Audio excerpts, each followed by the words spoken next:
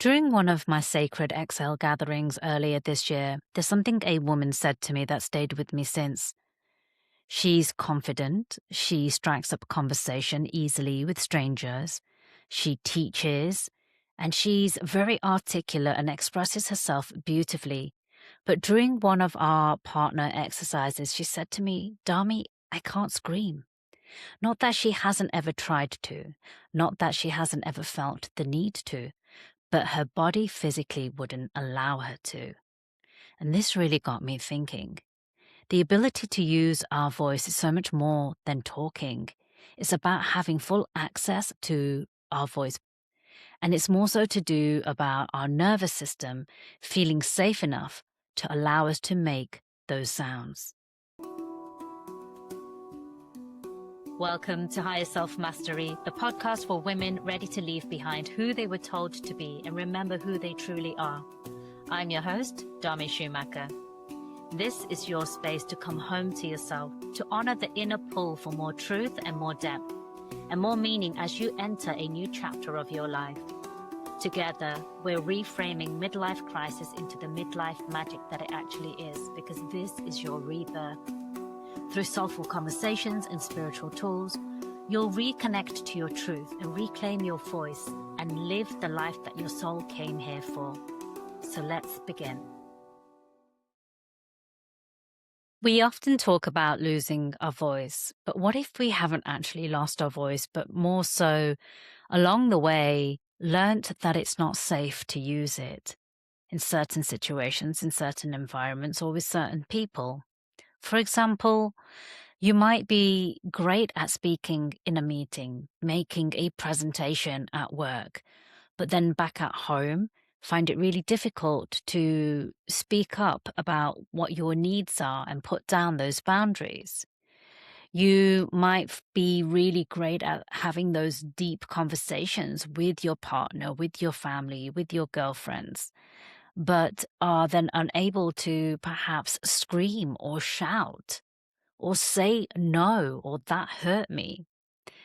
There are so many different ways in which we need our voice to express itself so that it aligns with what is truly right for us and how we are feeling inside. Yet the nuances are so much more complex. We may be really embodied in using our voices or not embodied in using our voices based on how we may show up in one or two areas of our life. But as we start to unpack this and look more closely at it, you may find that actually there certainly are still some areas of your life where there is still room for some healing and some wounds that have gone unnoticed or unresolved and are still restricting you in expressing yourself in quite the way that your soul self wants to. So this episode, as I've already said, was inspired by something that a lady shared with me at one of my Sacred Exhale gatherings when she said to me, I can't scream. And I sat with her for a moment and we tried, and she actually just couldn't. Like, she could speak, she could do the sighing, and, as I've already said, she can do all those other things. And she comes across as being somebody who has a very good use of her voice box and her voice chakra, her throat chakra here. But she couldn't make a single sound when we tried to get her to scream. And that got me thinking about where in my life that I'm still restricted in using my full capacity of my throat chakra, because obviously I do have a very well balanced and a very highly activated throat chakra, depending on whether we're looking at this from the yogic perspective. And I might switch between these different terminologies, but as you know, I work with all of these different tools. So the chakras coming from the yogic philosophy, but also from the human design perspective as well, where they refer to different centers, energy centers of your body being activated or not activated, or open or closed, right? And so I have an activated and open throat center, which generally speaking means that I don't really find it difficult to use my voice, evidently so. But on top of that, it's actually one of my gifts in multiple ways. Using my voice is one of my gifts in so many different ways, hence why I do have this podcast, hence why I am a teacher, a speaker, a coach. It feels so aligned for me to express myself in this way, and it feels very natural and very easy for me to do that. So I had a little look at myself and I thought, well, where am I still being held back? Because there are situations that in the past I haven't been able to speak up. I haven't been able to say no. I haven't been able to scream when screaming actually would have been the thing that would have benefited me. I've certainly not put down and spoken my boundaries. And when you start to break down the details and the subtle differences in the different places, in the different areas of your life, you begin to realize that, actually, there really are still so many areas of my life where I don't feel safe for my voice to be expressed, for me to make a sound. One of the things or memories that came up for me was when I was a child. And I remember when we visited family, when we visited family friends, I was always, I did everything that my mum asked of me. And I was such a good girl, right? I say that in quotation marks. And I did it out of respect for my mum. I did it because I wanted her approval. I did it because I didn't want to upset her. I didn't want to um, cause any grievance or difficulty for her. And so how I was told to behave was to sit quietly, don't interrupt the adults when they're talking, like even though the conversation used to be as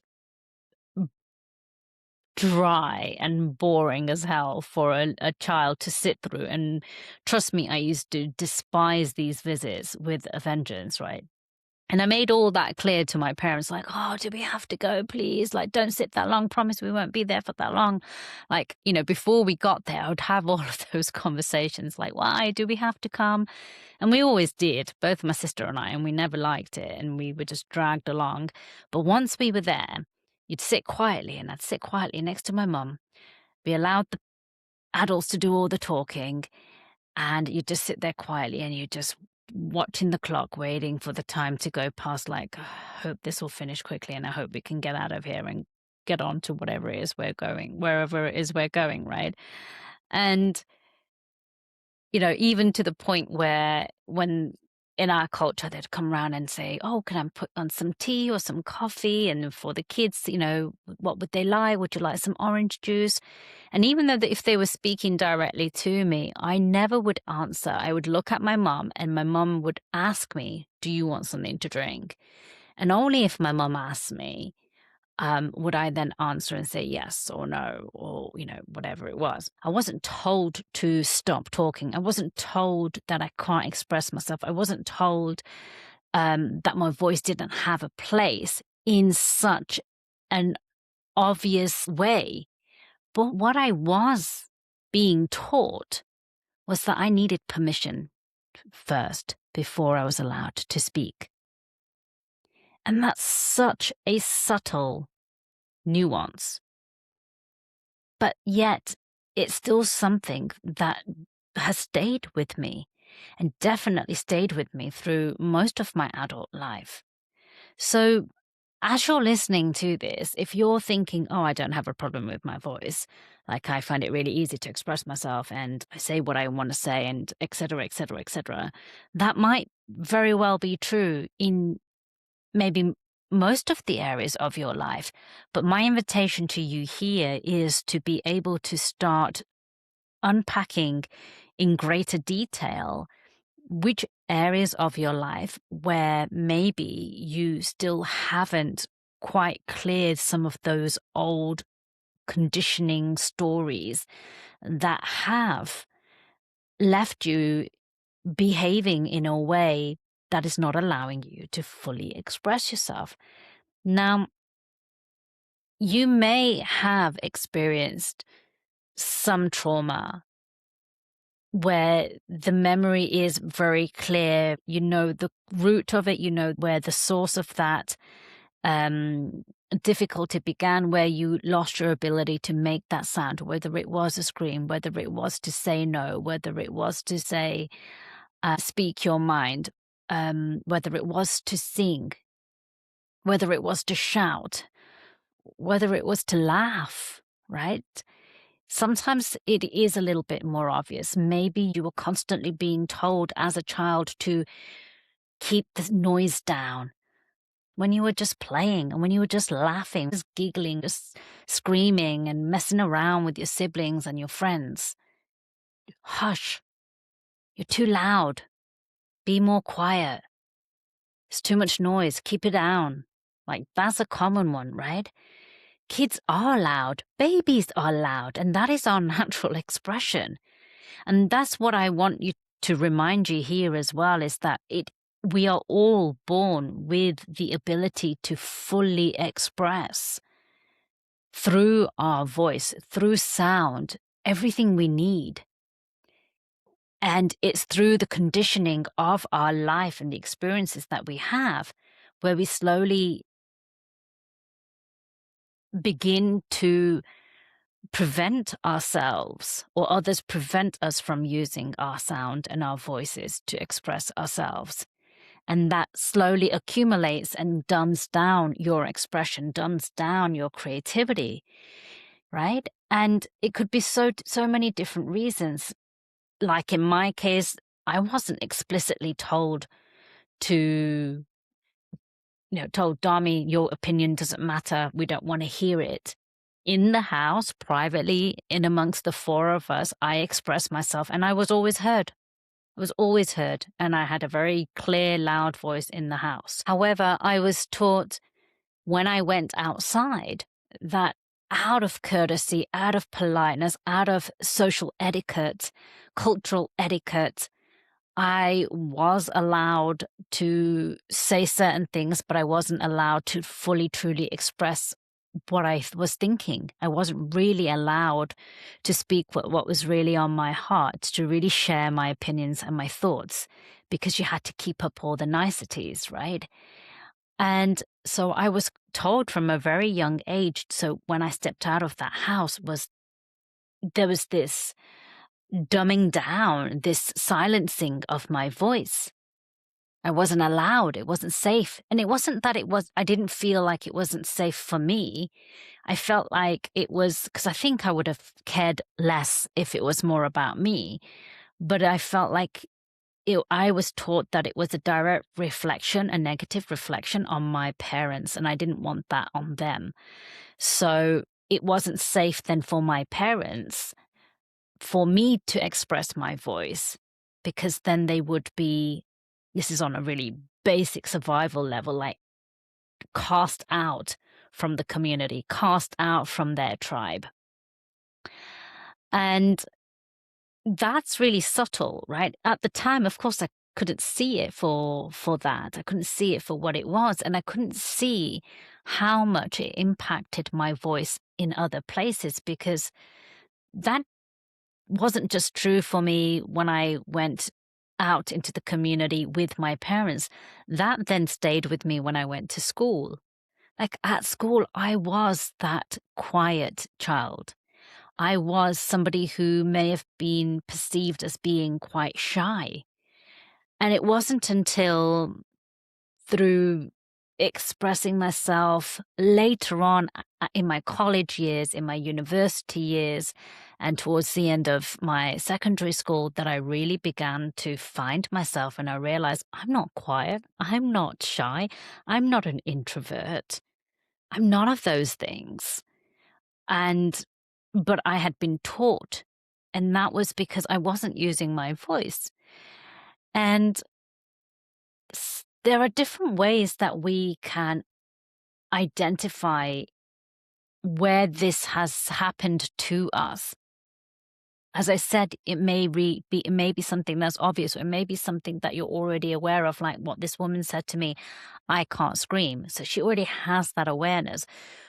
But maybe you have areas where you're not aware of where you are holding back in your voice, but your body remembers. So I invite you here to begin to set the intention and begin to notice, when does your throat tighten up? Is it in front of some certain people when you're in conversation with certain people or certain situations and environments? When does your jaw tighten up? Do you feel a tenseness, a tension in your jaws? Maybe even if you don't feel it in that moment, later on at night or in the evening when you're settling down for the evening, you might feel, oh, my jaw feels tight.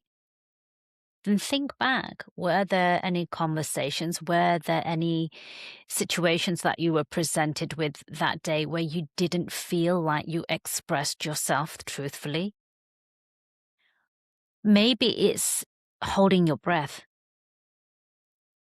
and you want to say something and you can just feel it, right? Sometimes you feel it in your throat. Sometimes you can hold it in your chest and just you end up holding your breath and you stop breathing. Maybe you swallow your words, literally a gulp. Someone's saying something and you want to really say something.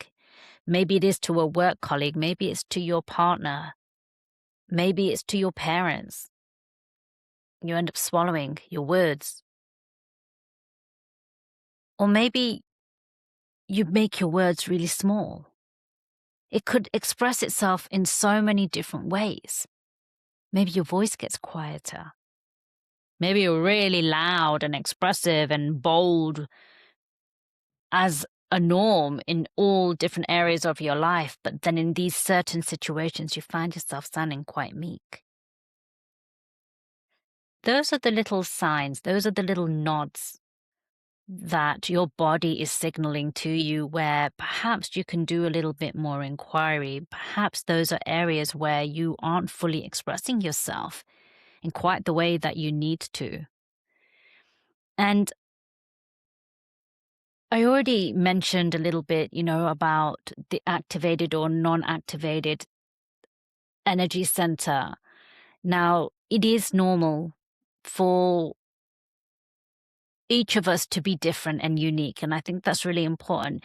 This conversation is not about being louder. This conversation is not about wanting to speak in front of a crowd on a stage or start a podcast or, do what I'm doing. That might not be what is aligned for you or your natural expression, especially if you have an undefined throat center, right? Those are not your gifts necessarily. And those may not be the ways that you need to express yourself in every area of your life. So it is so unique and so different from person to person. And it isn't about being able to be seen through your voice in every area of your life. That's not what we're talking about. But your throat center here, when we begin to look at it more from your throat energy vortex here, this is your center for authentic communication, for your truth.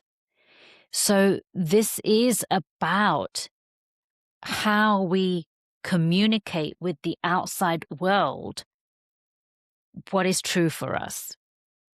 This is how we ask for what we need. This is how we connect. This is how we protect ourselves. This is how we set our boundaries. This is how we celebrate. This is how we grieve. This is how we speak our truth and express our love. So my invitation is not for you to force anything that doesn't feel natural. Don't force anything at all, in fact. This is just a gentle invitation to begin noticing. Start with small areas of your life where perhaps you feel like, there could be more expression there, or I'd like there to be more expression there. And that's a great signal there. If you would like more of expression or truth in certain areas of your life, that's saying to you that that is your authentic way. And something is now currently blocking you. Whereas you may just be like, no, thank you. That's not for me. Then that's fine. Leave. Let that be, as long as it's not hindering you in any way or hurting or harming you in any way. And some really simple little practices that you can begin to do are things like humming, things like singing, or reading aloud.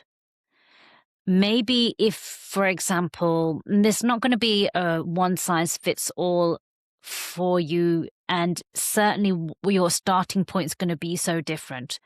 So if you're somebody who finds it very difficult to speak your truth in conflict, or to set down your boundaries, or to ask for what you need, perhaps like you might find yourself, after the conversation has passed, you go away and you're internally vocalizing this conversation in your head, like, I should have said this and I should have said that, and da da da da da. Or maybe you're replaying it, but you're replaying it in a way where you do say what you want to say. How many times have we all been there, right? Certainly the younger version of me used to go there a lot. And that's a sign. That is a sign. If you're having that internal dialogue about a conversation you wish you had, but you didn't actually have, there, in that environment, in that situation, something has stopped you and you don't feel safe to. So my invitation, if it's something like that, could be you, instead of just internally voicing it, say it out loud to yourself in an empty room. Say it out loud. Express it. Maybe imagine that person there in front of you. Take it to the next stage and maybe say it in front of a mirror. Use your own reflection as a stand-in for that other person that you find it difficult to speak up to. It could be, in this case, for example, for this lady who said she couldn't scream, I would really start with humming, just sounds coming out, and allow them to get louder and louder and change in different textures, and maybe then allow some kind of a scream to form from it, almost tricking yourself, because it's not coming from a place of, I need to release in this way, but more that, can my body actually make this sound when I feel really safe? And I feel safe because I'm just playing with my voice and I'm just singing. Maybe it's singing. Maybe you can't sing because you were told that you have a terrible voice by somebody who had no business sharing their opinion with you. I was once told that I didn't have a very good voice. Thankfully, in that area of my life, and because I enjoy singing so much, and because I know the power of it and how important it is to me, had it been a few years earlier, maybe I wouldn't have been so have such resolution behind it. But I was told, I was just singing, casually singing like I always do, and I used to sing a lot in the past. And they said, I don't remember their exact words, they said that I didn't have a good singing voice.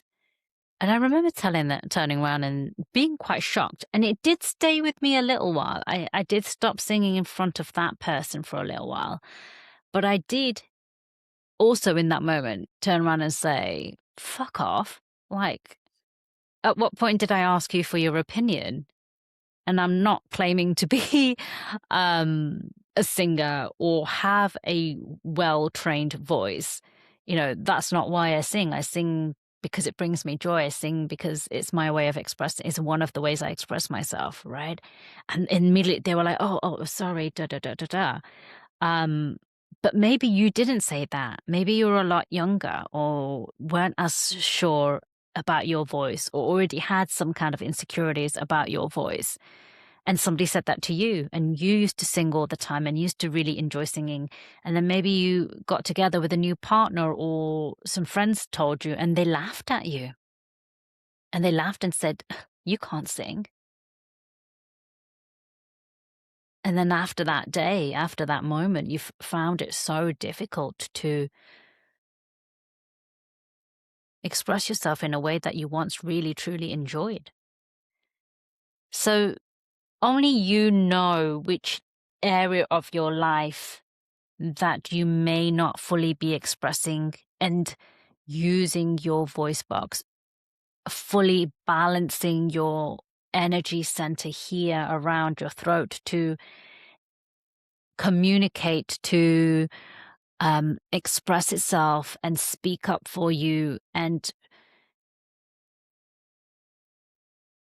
be that connection between your heart and your soul with the outside world.